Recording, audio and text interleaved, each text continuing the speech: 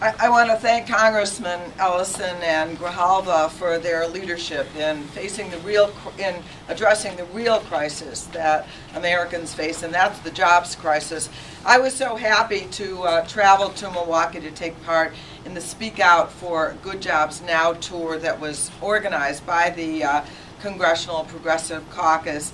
And as you heard, the message was Americans want jobs now, and they want Congress to act now. Let me just, as a little background, say, when I grew up in Chicago, the daughter of a furniture salesman and a Chicago public school teacher, the American dream was alive and well. We could afford a modest home in a middle-class neighborhood, and back then, a person could work in the steel mills in Chicago's South Side. One good union job with family health care benefits and a decent pension, and you could live a middle-class life. That was the 50s, and anything seemed possible if you were willing to work hard, because incomes were growing up for everyone. Income inequality was shrinking, and Americans were experiencing the greatest growth in living standards in history.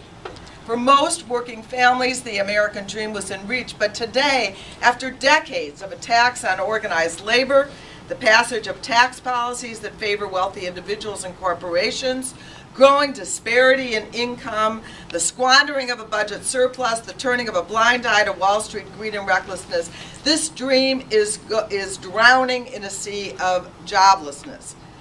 The president made a very important speech when he introduced the American Jobs Act last week. He knows that we are not helpless in the face of this joblessness, and he's proposed a bill that will immediately improve people's lives and jumpstart the economy. And the answer to this crisis is surprisingly simple. If you want to create jobs, then create jobs.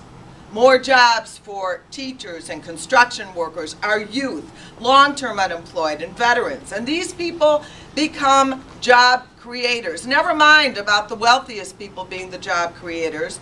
The real ones are ordinary citizens, ordinary Americans with money in their pockets that can go out and buy things.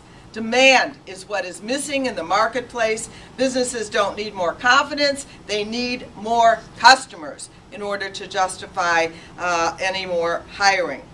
But I've introduced, this is the bill that is the centerpiece now of the Progressive Caucus, the Emergency Jobs to Restore the American Dream Act, to create 2.2 million immediate jobs, a number estimated to reduce unemployment by 1.3%. Some of the ideas have been incorporated into the president's plan, and others would go further. We create a number of different corps, a school improvement corps.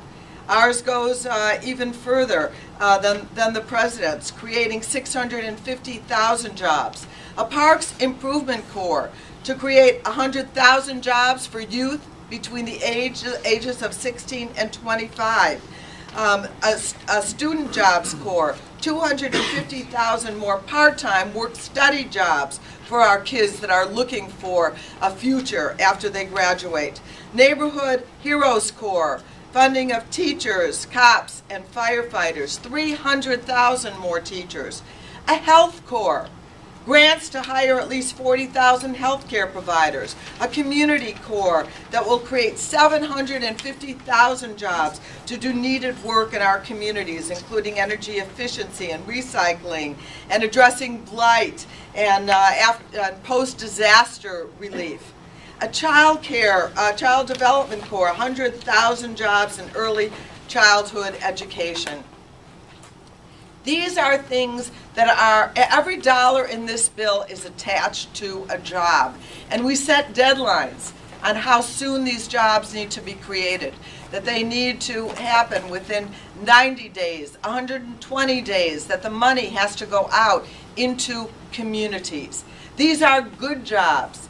These are jobs where, for the adults, people can hope to have the health care that they need, be able to send their children to college, and be able to restore the American dream to our people that want to work. Americans are ready to roll up their sleeves, and it is the job of Congress now to provide the jobs for Americans. Thank you.